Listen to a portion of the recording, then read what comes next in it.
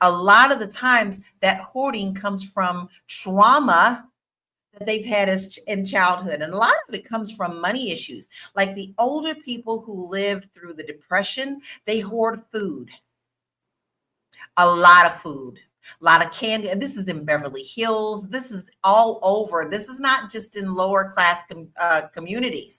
And then you also have people who couldn't get the Jordache jeans because they were struggling so financially. So now they overspend on things that they feel they need that they missed out on childhood. So as you can see, this actually folds over into your adulthood. And a lot of time people still have to get therapy about what happened as their childhood so they can move forward. So I have seen this in real estate over and over and over. One of the worst hoarding houses that I saw was in Beverly Hills.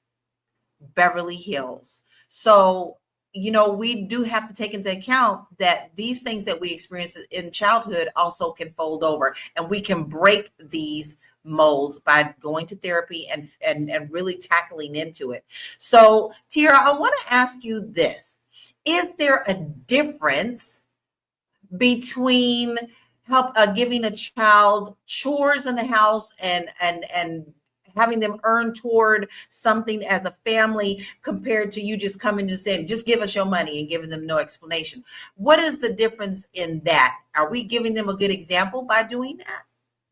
This is my struggle all the time, giving versus making Lauren earn versus, not wanting her to have mayonnaise sandwiches or be on there really is a balance between all of this, right? I do give her chores. There's things that she absolutely has to do in order to get things that she wants. Maybe I always say, you got to clean your room, got to clean the bathroom, mop the floors, and I'll do the living room and I'll do my part. So we split those things in order to get what you want from me. You're asking me for, I don't know, some ice cream or whatever it is.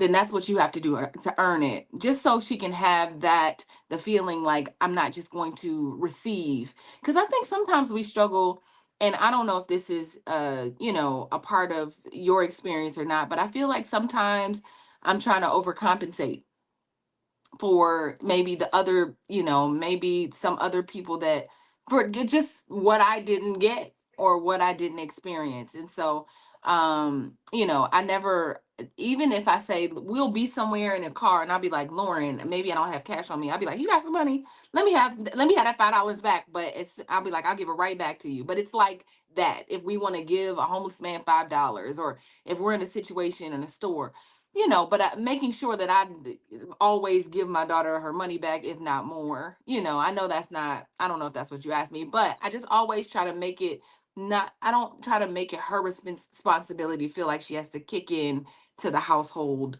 at all. Like I just don't like the idea of that.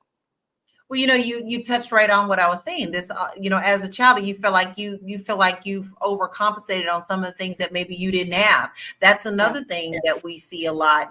Dr. Phil had a whole show of kids who felt entitled, and you tell them to get a job and they start crying because, my parents gave me everything. And what was the parents' answer was, well, I didn't have this as a child, so therefore I know I have done wrong by not teaching my child